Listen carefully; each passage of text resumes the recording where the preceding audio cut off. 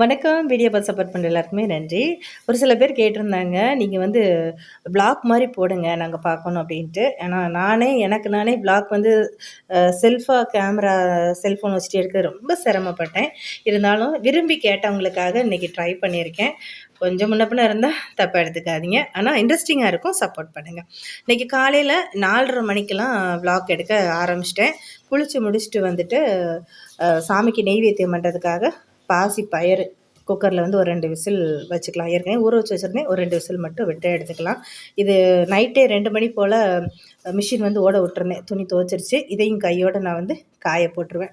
இப்போ வந்து சாமிக்கு வந்து திரை போட்டிருக்கேன். எப்பயுமே சாமிக்கு டோரையோ திரையோ ஓப்பன் பண்ணும்போது ஏதாவது மந்திரம் சொல்லணும். ஏதாவது சிவன் நமசிவாய மந்திரமோ, அம்பாளோட மந்திரமோ, நான் வந்து வெற்றிவேல் முருகனுக்கு அரோகரா அரோகரா அரோகரா சொல்லிட்டு தான் சாமியோட அந்த ஸ்க்ரீன் வந்து ஓப்பன் பண்ணுவேன். அதுக்கப்புறம் நேற்று போட்டிருந்த பூவு, அப்புறம் அந்த கோலம் இது எல்லாத்தையுமே எடுத்துகிட்டு லைட்டாக ஈர துணி வச்சு தொடச்சி எடுத்துகிட்டு முருகனுக்கு, ஏன்னா நம்ம 48 நாள் முருகனுக்கு விரதம் இருக்கோம்ல, அந்த சட்கோண தீபம் போடுறதுக்காக அந்த கோலம் வரைஞ்சாச்சு. சாமிக்கு எல்லாமே பூ வச்சாச்சு. ஏற்கனவே நான் ஒரு 5 மணி போல் தான் வெளியே வருவேன். ஏன்னா அதுக்கு ரொம்ப இருட்டாக இருக்கும் அப்படின்ட்டு. வீட்டுக்குள்ளே பூஜை ரூமில் வந்து பூவெல்லாம் போட்டு கோலம் எல்லாம் ரெடி பண்ணி வச்சுட்டு, அதுக்கப்புறமா வாசத்தளித்து கோலம் போட்டுட்டு, நில வாசப்படியில் விளக்கேற்றிட்டு, இங்கேயும் தூப ஆராதனை காட்டிட்டு, அதுக்கப்புறமா பூஜை ரூமில் போய் சாமியை கும்பிட்டுட்டு நெத்தி நிறைய விபூதி வச்சுட்டு, அதுக்கப்புறம் தான் நான் வந்து விளக்கு ஏற்றவே ஆரம்பிப்பேன். வெளியில் வந்து நம்ம சாமி கும்பிட்டாலும் வீட்டுக்குள்ள வந்து விபூதி வச்சுட்டு சாமியை கும்பிடணும். நான் வந்து அப்படி தான் இருப்பேன். நான் வந்து உனக்கு விளக்கேற்றுறேன், நான் விளக்கேற்றுறதுக்கே அனுமதி கொடுங்க, உங்களை கும்பிடுறதுக்கே எனக்கு அனுமதி கொடுங்க அப்படின்னு வேண்டிட்டு நான் விளக்கேற்றுவேன். ஃபஸ்ட்டு கீழே குபேர விளக்கு இருக்குது, அதை ஏற்றிட்டு அப்புறம் காமாட்சி விளக்கு, குலதெய்வ விளக்கு, முருகனுக்கு உண்டான நெய் விளக்கு அதை ஏற்றி சாமியை கும்பிடுவேன். அதுக்கப்புறமா பார்த்திங்கன்னா நம்ம இன்ஸ்டன்ட் கம்ப்யூட்டர் சாம்பிராணி தான், அது வந்து சாமிக்கு காமிச்சிட்டு பத்தியெல்லாம் வச்சு அதையும் ஆரத்தியெல்லாம் காமிச்சிருவேன். லாஸ்ட்டாக வந்து பார்த்திங்கன்னா சாமிக்கு நெய்வேத்தியம் வந்து பாசிப்பயிறு தான், அதை அவிச்சிட்டு அதில் கொஞ்சமாக மேலே நாட்டு சக்கரை மட்டும் போட்டு சாமிக்கு நெய்வேத்தியமாக வச்சுருவேன். காலையில் வெள்ளனை எந்திரிச்சு இந்த சாமி கும்பிட்றது பார்த்திங்கன்னா மனசுக்கு அவ்வளோ ஒரு நிறைவாக இருக்குது. இன்னையோட ஒரு 42 நாள் கிட்ட ஆயிடுச்சு. கடகடன்னு எப்படி ஓடி போச்சுன்னே தெரியலை அந்த அளவுக்கு. எப்பயுமே சாமிக்கு வந்து நம்ம நெய்வேத்தியம் வச்சுட்டு அந்த தண்ணி வைப்போம் பார்த்திங்க, அது வெறும் தண்ணியாக வைக்காமல் சனிக்கிழமை புதன்கிழமைனா துளசியும் பச்சை கற்பூரம் போடுவேன். மற்ற நாள்னால் 2 பூ போட்டு கொஞ்சமாக மஞ்சத்தூள் போட்டு வச்சுருவேன். ஃபஸ்ட்டு சாமியை கும்பிட்டாச்சு. நான் நிறைய ஸ்லோகங்கள்லாம் சொல்லுவேன். எனக்கு தெரிஞ்ச சின்ன சின்ன பாட்டு ஸ்லோகம் இதெல்லாமே சொல்லுவேன். சொல்லிட்டு தான் நான் வந்து சாமி கும்பிடவே உட்காருவேன்.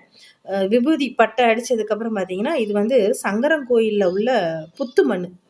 இந்த புத்து மண்ணை நீங்கள் ஒரு 2 விரல்கிட்ட எடுத்து உள்ளங்கையில் வச்சு நிறகுட தண்ணியிலேருந்து ஒரு 2 சொட்டு தண்ணி எடுத்து அதில் கலக்கி என்ன வலி இருக்குதோ அந்த இடத்துல தேய்ச்சி விட்டிங்கன்னா அந்த வலி வந்து மறைஞ்சிரும். சங்கரங்கோயில் புத்து மண் தனி விசேஷங்க. நம்ம உடம்புல என்ன ஒரு வியாதியாக இருந்தாலும் அதை வந்து அந்த அம்மா கோமதி தாயிட்ட வேண்டிட்டு புத்து மண்ணை நிறவட தண்ணியில் 2 சொட்டை எடுத்து அந்த இடத்துல தேய்ச்சி விட்டோன்னு வச்சுக்கோங்க, வலி பறந்து போயிடும். சின்ன சின்ன கட்டிகள் இருந்தாலும் கரைய ஆரம்பிச்சிடும். அதுக்கப்புறமா 108 தடவை ஓம் சரவணபவ எழுதிட்டு கந்த சஷ்டி கவசம் படித்தேன். அப்புறம் முருகனோட பாட்டு வேலுண்டு வினை இல்லை, அப்புறம் வந்து சின்ன சின்ன முருகனோட பாட்டுகள்லாம் இருக்குது, அதெல்லாம் படிச்சுட்டு அதுக்கப்புறமா சாமியை கற்பூர ஆரத்தியெல்லாம் காட்டியாச்சு. சாமி கும்பிட்றதே மனசுக்கு வந்து எனக்கு அவ்வளோ அமைதியாக இருக்கும். இப்போ நம்ம வீட்டில் இருக்கிற எந்நேரம் பிரச்சனைகளோடையே ஓடிக்கிட்டே இருக்கோம்.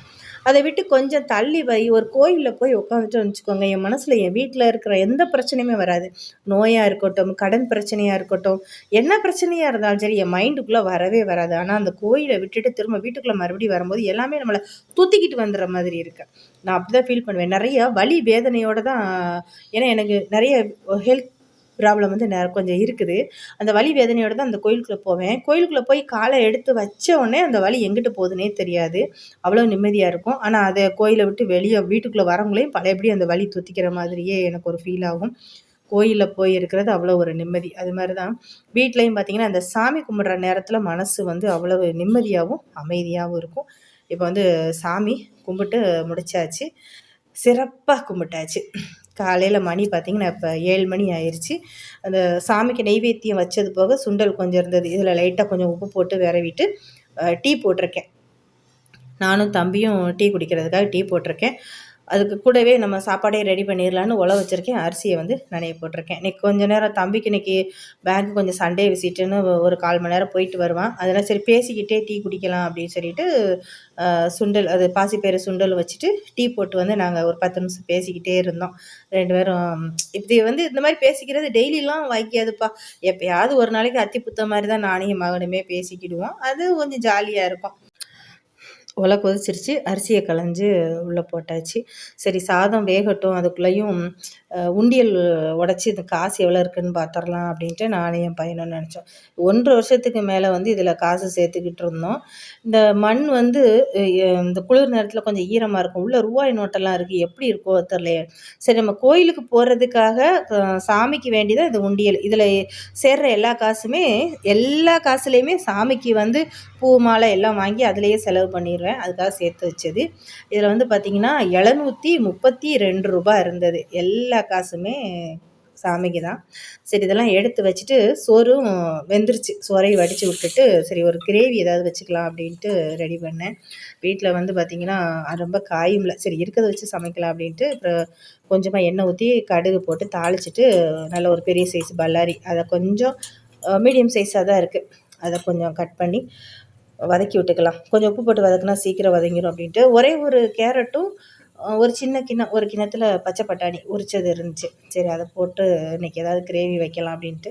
சரி இது இவ்வளவு தானே இருக்குது, இது எப்படி நமக்கு காணும், 2 வேளை சாப்பிடணுமே அப்படின்ட்டு யோசிச்சுக்கிட்டு இருந்தேன். சரி பரவாயில்ல இருக்கட்டும், இன்னும் ஒரு காய் எக்ஸ்ட்ரா இருக்குல்லன்னு சொல்லி கத்திரிக்காய் நறுக்கி உள்ளே போட்டேன். ஆனால் கத்திரிக்காய் போட்டால் எங்கள் வீட்டில் சாப்பிட மாட்டாங்க 2 பேரும். ஆனால் கத்திரிக்காய் தான் இருந்துச்சு. இதோட பீட்ரூட் இருந்துச்சு. ஆனால் பீட்ரூட் போட்டால் நல்லா இருக்காது. சரி கத்திரிக்காயை போட்டுடலாம் அப்படின்ட்டு சரி கத்திரிக்காயை போட்டே செஞ்சிடும் அப்படின்ட்டு ஒரு 2 தக்காளியை மிக்சியில் அரைச்சி ஊற்றியாச்சு. நல்லா அந்த பச்சை வாசனை போகிற அளவுக்கு லேசாக வதக்கி விட்டாச்சு. சூப்பராக இருக்கும். இந்த மாதிரி நான் கொஞ்சம் கிரேவி மாதிரி வைப்பேன். செம்மையாக இருக்கும். கொஞ்சம் குழம்பு மிளகாய்த்தூள் வீட்டில் மசால் பொடி அரைச்சி காலியாக போய் ரொம்ப மாதம் ஆச்சு. இப்போ கடையில் தான் வாங்கிட்டு இருக்கேன். அதனால தான் பழையபடி அல்சர் இன்க்ரீஸ் ஆகுது. கொஞ்சமாக மிளகாய்த்தூள் மஞ்சத்தூள் போட்டு நல்லா இதை மிக்ஸ் பண்ணி விடணும். அதுக்கப்புறம் தேவையான அளவு தண்ணி ஊற்றி கொஞ்சமாக உப்பு போட்டு நல்லா ஒரு 5 நிமிஷம் போல் கொஞ்சம் அடுப்பை தீயை கொஞ்சம் மீடியமாக வச்சுட்டு ஒரு 5 நிமிஷம் நல்லா வேகட்டும். அது கூட தேங்காய் சில்லு இருந்து கட் பண்ணி வச்சுருக்கேன். அதை கொஞ்சம் பால் எடுத்து வச்சிடலாம் குழம்பு கொதிக்கட்டும் அப்படின்ட்டு. சரி வெளியில் கோயிலுக்கு கிளம்புறோம், என்ன ட்ரெஸ் போடலாம் அப்படின்ட்டு. ஏன்னா எனக்கு சேலை கரெக்டாக இருந்தால் சட்டை இருக்காது. அந்த மாதிரி தான் இருக்கும். ரொம்ப நான் சாரி இப்போ விரும்பி எடுக்கிறது கிடையாது. சரி இருக்கிறதுல யோசிச்சுக்கிட்டே இருப்பேன். அந்த 2 கலரில் எடுத்து வச்சுருக்கேன். ஏன்னா கொலுசு ரொம்ப நாள் ஆச்சு கழட்டியே வச்சிட்டேன். ஏன்னா அந்த பூஜை பண்ணுற 4 மணிக்கு எந்திரிக்கனால சல்லுன்னு சத்தம் கேட்குறனால தம்பி தூக்கத்துக்கு டிஸ்டர்ப் பண்ணான்னு கழட்டி வச்சிருந்தேன். எனக்கு அதையும் எடுத்து சரி கோயிலுக்கு போகிறோம்ல போட்டுக்கலாம் அப்படின்ட்டு எல்லாத்தையும் எடுத்து வச்சுருக்கேன். இப்போ ஒரு 5 நிமிஷம் ஆச்சு. நல்லா கிரேவி பார்த்திங்கன்னா எல்லாம் வெந்து ரெடியாக ஆயிடுச்சு. கொஞ்சமாக தேங்காய் பாலை அரைச்சி வச்சுருந்தது ஊற்றிட்டு ஃபைனலாக கறி மசால் பொடி கொஞ்சம் போட்டிருக்கேன். ஒரு 2 கொதித்ததுக்கப்புறம் மல்லி இலை போட்டு அடுப்பை ஆஃப் பண்ணிவிட்டு ஒரு 5 நிமிஷம் மூடி வச்சுட்டு அதுக்கப்புறமா நம்ம எடுத்து சாப்பிட்டுக்கலாம். ரெடி ஆயிடுச்சு. உப்பெல்லாம் கரெக்டாக இருக்கா என்னென்னு பார்த்துக்கிறேன். கொஞ்சம் உப்பு பத்தாத மாதிரி தான் இருந்துச்சு. கொஞ்சம் உப்பு போட்டுக்கிறேன். இந்த கத்திரிக்காய் வச்சதுனால இன்றைக்கி என்ன வேலைன்னா என் பையனுக்கு எத்தனை தடவை சாப்பிட்றானோ அத்தனை தடவை நான் சோறு ஊட்டி விடணும். அதுதான். ஏன்னா அவன் கத்திரிக்காயை வச்சுலாம் சாப்பிட மாட்டான். நான் தனியாக பிறக்கி எடுத்து வச்சுட்டு தான் அவனுக்கு சோறு ஊட்டணும். அது ஒரு கண்டிஷன். ஃபைனலாக இதுதான் நம்மளோட சாரி. இந்த சாரியை தான் நான் வந்து எடுத்துக்கிட்டேன். மஞ்சள் கலரு இந்த மாதிரி. இந்த ப்ளவுஸ் வந்து நானே ஸ்டிச் பண்ணதான். நிறைய பேர் கேட்பாங்க, ஏன் நீங்கள் கோயிலுக்கு போனால் மாரியத்தா மாதிரி மஞ்சள் கலர் போட்டு போகிறீங்க அப்படின்னு. எனக்கு என்னமோ கோயிலுக்கு போகணும்னு கிளம்பிட்டாலே அந்த மஞ்சள் கலர் தான் கையில் எடுக்கணும்னு தோணும். அப்படியே 2வது வந்து சிகப்பு.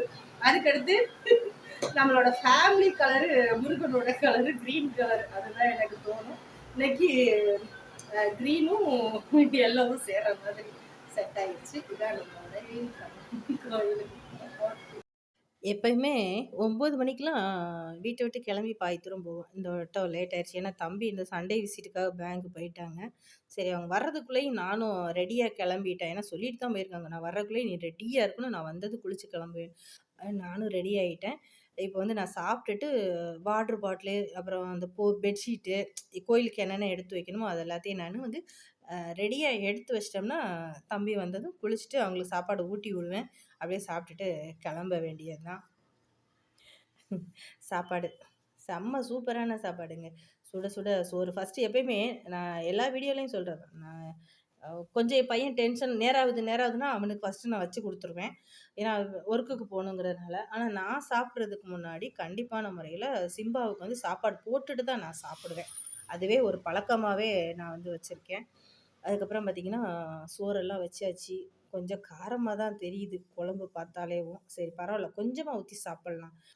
எப்பயுமே ட்ராவலிங்கில வந்து நான் காரமான ஃபுட்டு எடுத்துக்க மாட்டேன். எனக்கு அல்சர் இருக்கிறதுனால காரம் ஒத்துக்காது. கொஞ்சம் மேக்ஸிமம் தயிர் சோறு கொண்டு போவேன். இல்ல சப்பாத்தி, இட்லி எதுவும் கொண்டு போனா கொஞ்சம் உரப்பில்லாம சட்னி ஏதாவது வச்சுக்கிடுவேன். அதுவுமே இல்லைன்னா ஒரு பிஸ்கட் பாக்கெட் வாங்கி நான் பாட்டு பேக்ல போட்டு கொண்டு போயிருவேன். இந்த கிரேவி வந்து பார்த்தீங்கன்னா, இட்லி, தோசை, சப்பாத்தி அதுக்கப்புறம் பூரி இதுக்கெல்லாம் சூப்பரா தான் இருக்கும். ஏன்னா கத்தரிக்காய் பிடிக்காதவங்களுக்கு ஒத்துக்காது. இல்ல கத்திரிக்காய் பிடிக்கிறவங்களுக்கு இந்த மாதிரி கிரேவி வச்சா சூப்பரா இருக்கும். நான் சாப்பிட்டு முடிச்சுட்டு வாட்டர் பாட்டில்லாம் எடுத்து வச்சுட்டேன். அப்புறம் சாமிக்கு என்னென்ன எடுத்து வைக்கணுமோ எல்லாத்தையுமே எடுத்து வச்சாச்சு. அங்க விரிச்சு உட்கார்றதுக்கு பெட்ஷீட் எடுத்து தம்பி வந்து இன்னும் 10 நிமிஷத்துல மடமடன்னு கிளம்பிட்டான். நம்ம கிளம்புறதுக்கு தான் 1 மணி நேரம். தம்பி 10 நிமிஷம் தான். குளிச்சுட்டு ட்ரெஸ்ஸ மாத்துனான். கிளம்புங்களேன் நான் சோறு ஊட்டி விட்டேன். டக்குன்னு கிளம்பியாச்சு. கொஞ்சம் வெயிலு கொஞ்சம் அதிகமாவே இருக்கிற மாரி இருந்துச்சு. வண்டியில தம்பி வந்து கொஞ்சம் ஸ்பீடா போவாரு. அதனால கண்ல தூசி விழும் அப்டின்ட்டு எனக்கு கூலிங் கிளாஸ்லாம் வாங்கி குடுத்துருக்கிறாரு. அதனால நான் அதத்தான் போட்டுக்கிடுவேன். பெட்ரோல்லாம் போட்டாச்சு. ஏர் செக் பண்ணிட்டு ஜல்லுன்னு வந்தாச்சு. மல்லிகிட்ட வரும்போது ரேக்லா ரேஸ் பந்தயம்லாம் போச்சு. அதையும் பார்த்துட்டு, இதான் ஸ்ரீவில்லிபுத்தூர் எல்லைக்குள்ள வந்துட்டோம். இது செங்கோலம்னு சொல்லுவாங்க. உள்ள வந்தாச்சு. அடுத்து அந்த ஸ்ரீவில்லிபுத்தூர் டேர்னிங்ல ஒரு பெரிய சர்ச்சு. அங்க ஏதோ மேரேஜ் ஃபங்ஷன் போல. நெறைய கூட்டமா இருந்துச்சு. அப்படியே கிராஸ் பண்ணிட்டு, உண்டியல்ல காசெல்லாம் எடுத்தோம்ல, அதில இருக்கிற எல்லா காசுமே சாமிக்கு வந்து பூ, பழம், தேங்காய் அதெல்லாம் வாங்குறதுக்காக தான். சரி ஃபர்ஸ்ட்டு வந்து நம்ம மாலை வாங்கிரலாம் அப்படின்ட்டு. வழக்கமா இந்த அண்ணன் கடையில தான் நான் வாங்குவேன். ஆனா அதையும் தாண்டி தம்பி ஒரு கடைக்கு கூட்டு போனா, சரி அங்க வாங்கலான்னு போனா, ரேட்டு பார்த்தீங்கன்னா, அவ்ளோ ரேட்டு. அ என்ன இவ்ளோ ரேட்டு சொல்றாங்கன்ட்டு அப்புறம் அவனே, "இல்லம்மா வாங்க நம்ம வெளியிலயே வாங்கிக்கலாம்." அப்படின்னு சொல்லிட்டு அவனே கூட்டிட்டு வந்துட்டான். ஏன்னா, கல்யாண சீசன் தான். கல்யாண மாசம் தான். இருந்தாலும் சாதாரணமா விக்கிறவங்க இன்னைக்கு டபுள் மடங்கு சொன்னாங்க. ரொம்ப இதா இருந்துச்சு. சரி வேண்டாம் அப்படின்ட்டு தம்பி அப்படியே வெளியே எல்லா மாலையுமே விலை கேட்டான். இது எவ்வளவு இது எவ்வளோன்னு கேட்டான். ஆனா ரொம்ப எல்லாமே அதிகமா இருந்தது. சரின்னு வந்தாச்சு. நான் வழக்கமா வருஷம் வருஷம் கோயில் போம்போது ஒரு அண்ணன்ட்ட வாங்குவேன். இன்னைக்கும் அதே கடையில தான். அந்த உள்ள ரூ. 200க்கு வித்த ரோஜாப்பூ மாலை வெளியில இந்த அண்ணன்கிட்ட ரூ. 100 தான். 3 ரோஜாப்பூ மாலை அப்புறம் 2 சாமிக்கு இந்த சம்மங்கி ரோஸ் வச்ச மாலை. அது ரூ. 70 தான். அதையுமே நாங்க வாங்கிட்டு தேங்காய் பழம் செட்டு எல்லாமே. எலுமிச்சம்பழம், பன்னீர் பாட்டிலு, அப்புறம் விளக்கு போடுறதுக்கு எண்ணெய், பத்தி, சூடா, விபூதி எல்லாமே செட்டாவே வாங்கியாச்சு. வாழைப்பழம் அந்த கடையில இல்லன்னு சொல்லிட்டாங்க. சரி நம்ம உள்ள போய் கொஞ்சம் மார்க்கெட்டுக்குள்ள வாங்கிக்கலாம் அப்படின்ட்டு, சரி வேற இடத்துல வாங்கிக்கலாம் அப்படின்ட்டு.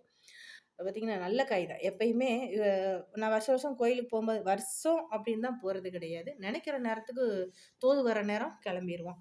அந்த மாதிரி எப்பயுமே இங்க தான் வாங்குறது. இங்க வந்து பார்த்தா, நாட்டு வாழைப்பழம் எந்த கடையிலயுமே இல்ல. ரஸ்தாளி, கற்பூரவள்ளி இந்த மாரி தான் இருந்துச்சு. கற்பூரவள்ளி தான் ஒரு 7 பழம் வாங்கியிருந்தேன். என் பையன் பூ வாங்கி குடுத்தான். 100 பூவே ரூ. 50 வேணாம்யா அப்படின்னேன். ரோஸ் தான் வச்சிருக்கேன். இல்லம்மா வைங்க. ஏன்னா பெரும்பாலும் வெளியில போயிட்டு வந்தா எனக்கு அவன் தான் பூ வாங்கிட்டு வருவான். சாமிக்கு உண்டான காசுல சாமிக்கு ட்ரெஸ்ஸுமே எடுத்தாச்சு. எடுத்துட்டு அப்படியே சல்லுன்னு உள்ள வந்தாச்சு. இவ்வளோ நேரம் நான் எந்த கோயிலுக்கு போறோம் அப்படின்னு சொல்லாமலே நான் வந்து கூட்டு போய்க்கிட்டு இருக்கேன். எங்களோட குலதெய்வம் கோயிலுக்கு தான் நாங்க வந்து கிளம்பி போய்க்கிட்டு இருக்கோம். அது எங்க இருக்குன்னு பார்த்தீங்கன்னா, ஸ்ரீவில்லிபுத்தூர்லேருந்து ஒரு 12 கிலோமீட்டரு உள்ள வந்தீங்கன்னா, செண்பகத்தோப்புன்னு இருக்கும். அங்க பேச்சியம்மன் கோயிலுன்னு இருக்கு. அங்க தான் நாங்க வந்து போய்க்கிட்டு இருக்கோம். இப்போ வந்து கிட்டத்தட்ட உள்ள வந்துட்டோம். 2 பக்கம் பார்த்தீங்கன்னா, அவ்வளோ பெரிய பெரிய உயர்ந்த மரங்கள்லாம் இருக்கும். ஜிலு ஜிலு இப்போ கொஞ்சம் வெயில் அடிக்கிறதுனால அப்படி இருந்தாலும் பார்த்தீங்கன்னா, அந்த வெயில்ல பார்த்தீங்கன்னா சிலு சிலுன்னு தான் இருக்கு. வெயில் வந்து உரைக்கவே இல்ல. செம்மையா இருந்தது. நான் வண்டியில வரும்போதே வீடியோஸு, ரீல்ஸ் எல்லாமே எடுத்து நான் வந்தேன். அந்த மாரி வண்டியில எல்லாம் வரும்போது என் பையனுக்கு சுத்தமா பிடிக்காது. இருந்தாலும் அவனுக்கு பிடிக்காதத அவன் கூட வரும்போது நான் செய்யவே மாட்டேன். அப்படியே இந்த டோல்கேட்ட ஒரு ஆளுக்கு ரூ. 20 2 பேருக்கு. அது வேற தனியா டிக்கெட்டு, வண்டிக்கு வேற தனியா டிக்கெட்டு எல்லாத்தையும் கட்டிட்டு உள்ள வந்தாச்சு. அந்த குலதெய்வம் கோயில் ஆர்ச்சுக்குள்ள நுழையும்போதே ஃபர்ஸ்ட்ல விநாயகர் இருப்பார். அவருக்கு அருகம்புல் மாலை, அப்புறம் பத்தி சூடெல்லாம் காட்டி சாமிய கும்பிட்டுட்டு தான் நாங்க வந்து கிளம்புனோம்.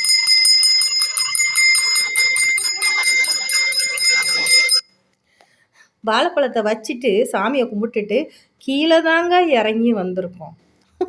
ஒரு செகண்ட் அந்த பத்திய எரியக்கூட விடாம, அப்படியே அத கீழ புடுங்கி போட்டுட்டு குரங்கு தூக்கிட்டு போயிருச்சுங்க. எனக்கு சிரிப்பு தான். ஆனா இப்ப நான் வருத்தப்படல. சரி அவங்க சாப்பிடட்டும் இதெல்லாம் என்ன இருக்குன்னு. அப்புறம் அந்த பத்தி கீழ விழுந்துருச்சு. அது எரிஞ்சுச்சா இல்லையான்னு கூட தெரியல. நான் கோயில்ல வந்து ஒருத்தவங்க சொன்னாங்க. "நெறைய பத்தி சிதறி இருந்தது. நான் தாம்மா பொருத்தி வச்சேன்" அப்படின்னு. "சரிம்மா ரொம்ப நன்றிம்மா" அப்படின்னு.